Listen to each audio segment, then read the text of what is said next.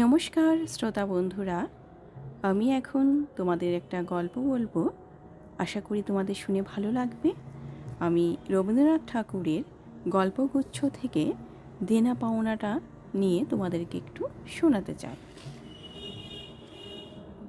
5 ছেলের পরে যখন এক কন্যা জন্মালো, বাপ মায়ের বড় আদর বাপ মা করতো।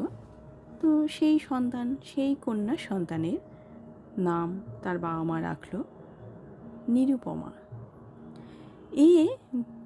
তখনকার দিনে এমন শৌখিন নাম খুব একটা শোনা যেত না। তো সেই সময় কিন্তু দেবদেবতাদের নাম বেশি প্রচলিত ছিল, যেমন গণেশ, কার্তিক, পার্বতী ইত্যাদি। যাই হোক, আমরা এবার বলতে চাই, নিরুপমা এখন বড় হয়েছে, তার এখন বিয়ের প্রস্তাব চলছে, আসছিল। তো তাহার পিতা নাম রামসুন্দর মিত্র অনেক খোঁজ করেন এবং পাত্র কিছুতেই মনের মতো হয় না। অবশেষে মস্ত এক বিশাল বড়লোক আর কি, রায় বাহাদুর, তার ঘরের একমাত্র ছেলে, তার সন্ধান পেল। এবং ওই রায় বাহাদুরের পৈতৃক বিষয় আশয় যদিও অনেক কমে গেছে, কিন্তু তারা বনেদি ঘর। বরপক্ষ থেকে 10,000 টাকা পণ এবং অনেক দান সামগ্রী চেয়ে বসল। রামসুন্দর কিছুমাত্র বিবেচনা করল না, না করে রাজি হয়ে গেল। রামসুন্দরের মনে হচ্ছে এমন পাত্র হাতছাড়া করা ঠিক হবে না। তো কিছুতেই টাকা তো জোগাড় আর হচ্ছে না। বাধা দিয়ে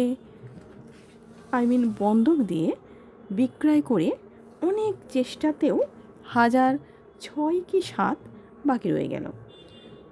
এদিকে তো বিয়ের দিন খুব কাছাকাছি চলে আসলো।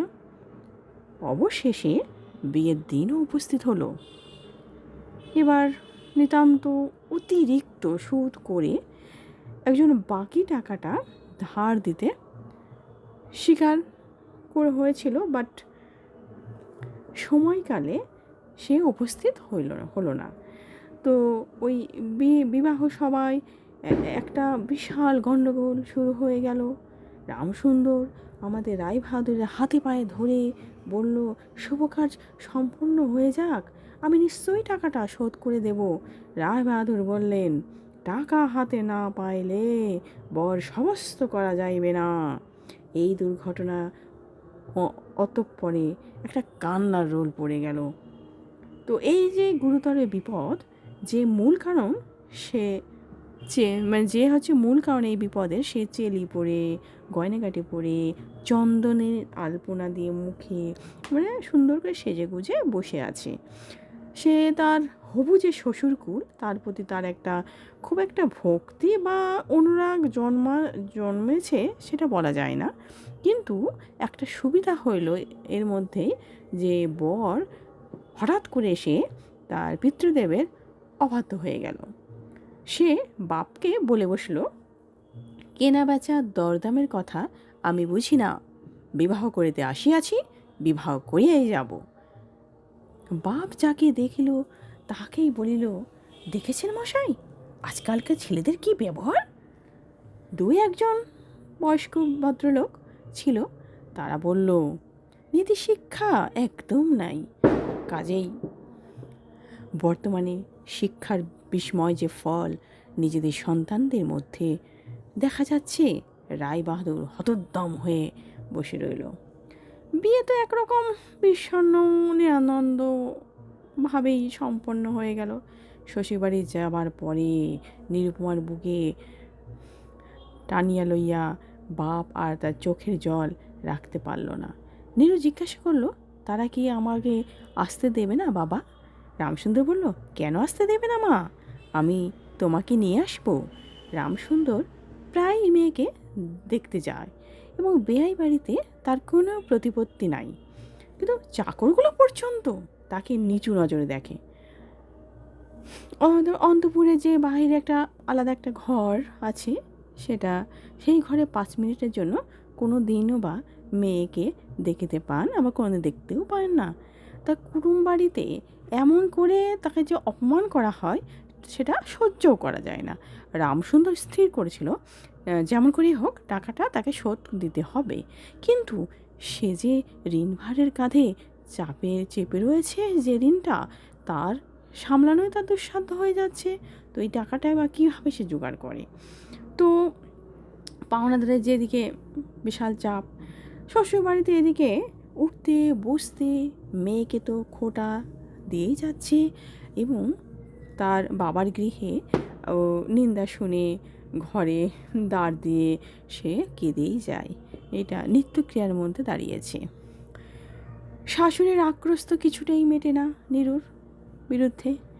যদি কেউ বলে, আহা কি সিরি, বইয়ের মুখখানি দেখিলে চোখ জোড়াইয়া যায়, শাশুড়ি ঝঙ্কার দিয়ে ওঠে বলে, সিরি তো ভারী, যেমন ঘরের মেয়ে তেমনি সিরি। এমনকি বইয়ের খাওয়া পড়ার যত্নও হয় না। প্রতিবেশিনী কোনো ত্রুটি উল্লেখ করে শাশুড়ি বলে, ওই ঢের হয়েছে, বাপ যদি পুরো দাম দিত তো মেয়ে পুরো যত্ন পাইতো, দেয়নি তো কি আর হবে? তো কন্যার এই যে সকল অনাদর, তার অপমানের কথা বাপের কানে হয়তো পৌঁছাতো। তো সেক্ষেত্রে রামসুন্দর তার বসত বাড়ি বিক্রয়ের চেষ্টাও করেছিল ওই বাকি টাকাটা দেওয়ার জন্য। ছেলেদের যে গৃহহীন করতে হবে সে কথা তার নিকট হইতে গোপন রাখলো, কিন্তু স্থির করেছিল বাড়ি বিক্রির করে সেই বাড়ি ভাড়া নিয়ে বাস করবে। এমন কৌশলে চলবে যে মৃত্যুর পরে একথা ছেলেরা জানতে পারে। ছেলেরা জানিতে পারিল, সকলে এসে কেঁদে পড়িল, কাঁদতে শুরু করলো। বড় 3টে ছেলে বিবাহিত, কারো আবার সন্তানও রয়েছে।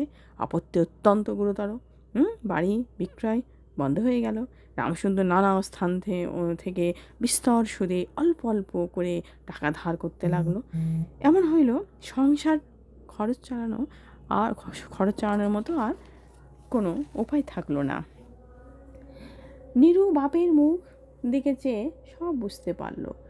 বৃদ্ধের পক্ষ কেশে, শুষ্ক মুখে এবং সদা সংকুচিতভাবে দৈন্য ও দুশ্চিন্তা প্রকাশ হইয়া পড়িল। মেয়ের কাছে যখন বাবা অপরাধী, তখন সে অপরাধের অনুতাপ কি আর গোপন করা যায়? রামসুন্দর যখন বেয়াই বাড়ির অনুমতিক্রমে কিছুক্ষণের জন্য কন্যার সঙ্গে দেখা করতে সাক্ষাৎ লাভ করার সুযোগ পেল, তখন বাপের বুক যে কেমন করিয়া ফাটে তা তার হাসি দেখলে টের পাওয়া যাচ্ছিল। তো পিতৃহৃদয়কে সান্ত্বনা দেবার উদ্দেশ্যে দিন কতক বাপের বাড়ি যাওয়ার জন্য নীরু অত্যন্ত অস্থির হইয়া উঠেছিল। বাপের যে ম্লান মুখ, সেটা দেখে আর যেন দূরে থাকতে পারে না। একদিন রামসুন্দরকে কহিল, বাবা, আমাকে একবার বাড়ি লইয়া যাও। রামসুন্দর বলিলেন, আচ্ছা, কিন্তু তাহার কোনো জোর নাই। নিজের কন্যার উপরে পিতার যে স্বাভাবিক অধিকার আছে, তাহা যেন পণের টাকার পরিবর্তে বন্ধক হয়ে গেছে। এমনকি কন্যার দর্শন সেই অতি সংকোচে ভিক্ষা চাইতে হয়। সময় বিশেষে নিরাশ হইলে দ্বিতীয় কথাটা কহিবার মুখ থাকে না।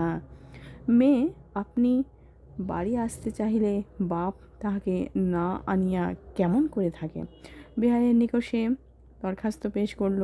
পূর্বে রামচন্দ্রের কত হীনতা, কত অপমান, কত ক্ষতি স্বীকার করে সে 3,000 টাকা সংগ্রহ করেছিল, সে ইতিহাস গোপন থাকাই ভালো। নোট কখানি রুমালে জড়াইয়া চাদরে বাঁধিয়া রামসুন্দর বেয়াইয়ের নিকট গিয়া বসিলেন। প্রথমে হাস্যমুখে পাড়ার খবর পাড়িলেন। হরিকৃষ্ণের বাড়িতে একটা মস্ত চুরি হইয়া গিয়েছে, তাহার আদ্যপান্ত একটা বিবরণ দিল। নবীন মাধব ও রাধা মাধব এই 2 ভাইয়ের তুলনা করে বিদ্যা, বুদ্ধি, স্বভাব সম্বন্ধে রাধা মাধবের সুখ্যাতি আর নবীন মাধবের নিন্দা করিলেন। শহরে একটা নতুন ব্যামো আসিয়াছে, সেই সম্পর্কে আজগুবি সমস্ত আলোচনা করলেন। অবশেষে হুকাটা নামাইয়া রাখিয়া কথায় কথায় বললেন, হা হা বেয়াই, সেই টাকাটা বাকি আছে বটে। রোজই মনে করি যাচ্ছি অমনি হাতে করে কিছু নিয়ে যাই, কিন্তু সময়কালে মনে থাকে না, আর তাই বুড়ো হয়ে পড়েছি। এমনি এক দীর্ঘ ভূমিকা করিয়া পাঞ্জারের তিনখানি অস্থির মতো সেই তিনখানি নোট যেন অতি সহজে অতি অবহেলায় বাহির করলেন। সবেমাত্র 3,000 টাকার নোট দেখিয়া রায় বাহাদুর অট্ট হাস্য করিয়া উঠিলেন, বলিলেন, থাক বেয়াই, ওতে আমার কাজ নেই। একটা প্রচলিত বাংলা প্রবাদের উল্লেখ করিয়া বলিলেন, সামান্য কারণে হাতে দুর্গন্ধ করিতে তিনি চান না। এই ঘটনার পরে মেয়েকে বাড়ি আনার প্রস্তাব কাহারও মুখে আসে না। কেবল রামসুন্দর ভাবল, সেটুকু কুটুম্বিতার সংকোচ আমাকে আর শোভা পায় না। মর্মাহত ভাবে অনেকক্ষণ চুপ করিয়া থাকিয়া অবশেষে মৃদু স্বরে শুরু করলেন। কথা বলতে রায় বাহাদুর কোনো কারণ মাত্র উল্লেখ না করিয়া বলল, সে এখন হচ্ছে না। এই বলিয়া কর্ম উপলক্ষে স্থানান্তর করে চলে গেলেন। রামসুন্দর মেয়ের কাছে মুখ না দেখাইয়া কম্পিত হাসতে কয়েকখানি নোট চাদরের প্রান্তে বেঁধে বাড়ি ফিরে গেলেন। মনে মনে প্রতিজ্ঞা করলেন, যতদিন না সমস্ত টাকা শোধ করিয়া দিই, অসংকোচে কন্যার উপরে দাবি করতে পারবো না, ততদিন বেয়াই বাড়ি যাইবেনও না। বহুদিন হয়ে গেল নিরুপমা লোকের উপর লোক পাঠায়, কিন্তু বাপের দেখা পায় না। অবশেষে অভিমান করে লোক পাঠানো বন্ধ করলো নিরুপমা। তখন রামসুন্দরের মনে বড় আঘাত লাগিল, কিন্তু তবু গেলেন না। আশ্বিন মাস আসিল। রামসুন্দর বললেন, এবার পুজোর সময় মাকে ঘরে আনিবই, না হলে আমি। খুব একটা শক্ত রকম শপথ নিলেন। পঞ্চমী কি ষষ্ঠীর দিনে আবার চাদরের প্রান্তে গুটি কতেক নোট বাঁধিয়া রামসুন্দর যাত্রায় উদ্যোগ করল। 5 বছরের এক নাতি এসে বলল, দাদা, আমার জন্যে গালি কিনতে যাচ্ছিস? এবার বহুদিন হইতে তার ঠেলাগাড়ি চড়ার হাওয়া খাইবার শখ হয়েছে, কিছুতেই তার মিটিবার উপায় হইতেছে না। 6 বছরের এক নাতনি আসিয়া সরদনে কহিল, পুজোর নিমন্ত্রণে যাইবার মতো তাহার একখানিও ভালো কাপড় নাই। তো রামসুন্দর তাহা জানিতেন। সে সম্বন্ধে তামাক খাইতে খাইতে বৃদ্ধ অনেক চিন্তা করিয়াছেন। রায়বাহাদুরের বাড়ি যখন পুজোর নিমন্ত্রণ হইবে, তখন তাহার পুত্র বধূগণকে অতি যৎসামান্য অলঙ্কারে অনুগ্রহপাত্র দরিদ্রের মতো যাইতে হবে, এরকম স্মরণ করিয়া তিনি অনেক দীর্ঘ নিঃশ্বাস ফেলিয়াছেন। কিন্তু তাহাতে তাহার ললাটে বার্ধক্য রেখা গভীরতর অঙ্কিত হইয়া ছাড়া আর কোনো ফল নাই। দৈন্য পীড়িত গৃহের একটা ক্রন্দন ধ্বনি কানে লইয়া বৃদ্ধ তাহার বিহারি বাড়িতে প্রবেশ করল। আজ তাহার যে সংকোচ ভাব নাই, দ্বাররক্ষী ভৃত্যদের মুখের প্রতি সে চকিত সলজ্জ দৃষ্টিপাত দূর হইয়া গিয়াছে। যেন আপনার গৃহে প্রবেশ করিলেন, শুনিলেন রায় বাহাদুর ঘরে নাই, কিছুক্ষণ অপেক্ষা করিতে হইবে। মনের উচ্ছ্বাস সংবরণ করতে না পারিয়া রামসুন্দর কন্যার সহিত সাক্ষাৎ করিলেন। আনন্দে দুই চোখ দিয়া জল পড়িতে লাগিল। বাপও কাঁদে, মেয়েও কাঁদে, দুজনে কেউ আর কথা কহিতে পারে না। এমন করিয়া তো কিছুক্ষণ গেল। তারপরে রামসুন্দর কহিলে, এবার তোকে নিয়ে যাচ্ছি মা, আর কোনো গোল নাই। এমন সময় রামসুন্দরের জ্যেষ্ঠ পুত্র হরমোহন তার 2টি ছোট ছেলের সঙ্গে নিয়ে সহসা ঘরে প্রবেশ করল। পিতাকে বলিলেন, বাবা, আমাদের তবে এবার পথে ভাসালে? রামসুন্দর সহসা অগ্নিমূর্তি হইয়া বলিল, তোদের জন্য কি আমি নরকগামী হব? আমাকে তোরা আমার সত্য পালন করতে দিবি না? রামসুন্দর বাড়ি বিক্রি করে বসিয়া আছেন। ছেলেরা কিছুতে না জানিতে পাই তাহার অনেক ব্যবস্থা করেছিলেন, কিন্তু তবু তাহারা জানিয়েছে দেখিয়া তাহার প্রতি হঠাৎ অত্যন্ত রুষ্ট আর বিরক্ত হইয়া উঠিলেন। তাহার নাতি তাহার 2 হাঁটু সবলে জড়াইয়া ধরিয়া মুখ তুলিয়া কহিল, দাদা, আমাকে গাড়ি কিনে দিলি না? নতশী রামচন্দ্রের কাছে বালক কোনো উত্তর না পাইয়া নীরুর কাছে গিয়া কহিল, পিসিমা, আমাকে একখানা গাড়ি কিনে দেবে? নিরুপমা সমস্ত ব্যাপার বুঝিতে পারিয়া কহিল, বাবা, তুমি যদি আর 1 পয়সা আমার শ্বশুরকে দাও, তাহলে আর তোমার মেয়েকে দেখতে পাবে না। এই তোমার গা ছুঁয়ে বললাম। রামসুন্দর বলিলেন, সীমা, অমন কথা বলতে নেই। আর এ টাকা যদি আমি না দিতে পারি তাহলে তোর বাপের অপমান আর তোরও অপমান। নীরু কহিল, টাকা যদি দাও তবেই অপমান। তোমার মেয়ে কি কোনো মর্যাদা নেই? আমি কি কেবল একটা টাকার থলি?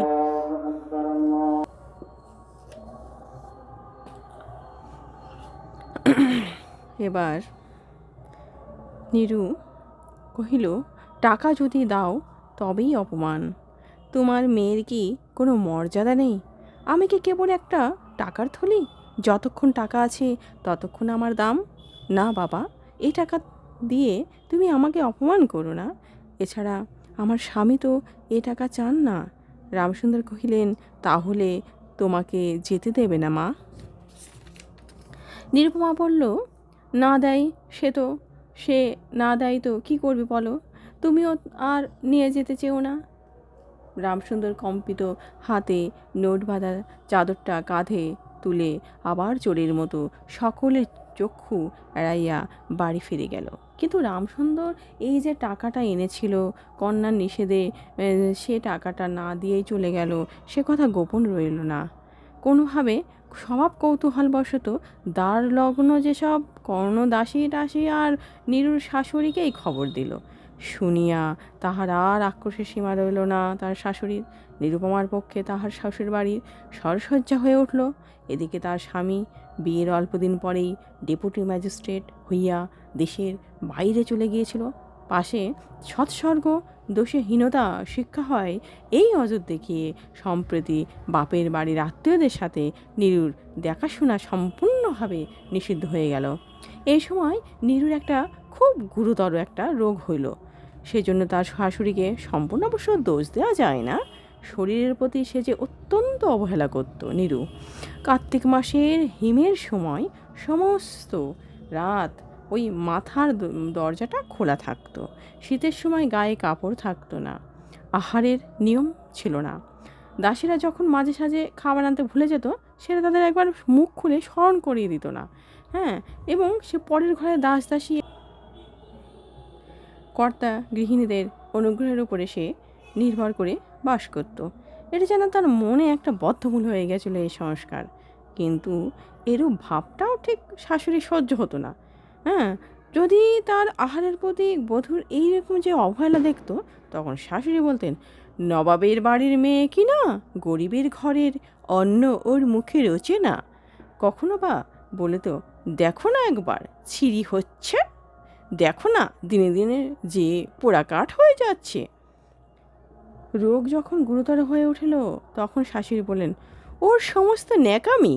অবশেষে একদিন নীরু সবিনয়ে শাশুড়িকে বলিল, বাবাকে আর আমার ভাইদের একবার দেখব মা। শাশুড়ি বলিলেন, কেবল বাপের বাড়ির যাইবার ছল। কেহ বলিল, বিশ্বাস করিবে না যদি যেদিন সন্ধ্যার সময় নীরুর শ্বাস উপস্থিত হইল, সেই দিন প্রায় ডাক্তার দেখিল। সেই দিন ডাক্তারের দেখা শেষ হলো। বাড়ির বড় বউ মরিয়াছে। ধুম করে অন্ত্যেষ্টিক্রিয়া সম্পন্ন হলো। প্রতিমা বিসর্জনের সমারোহ সম্বন্ধে জেলার মধ্যে রায়চৌধুরীদের নাম যেমন লোকবিখ্যাত প্রতিপত্তি আছে, বড় বউয়ের সৎকার সম্বন্ধে রায় বাহাদুর তেমনি একটা খ্যাতি রটে গেল। এমন চন্দন কাষ্ঠের একটা চিতা এ মুলুকে কেউ দেখে নাই।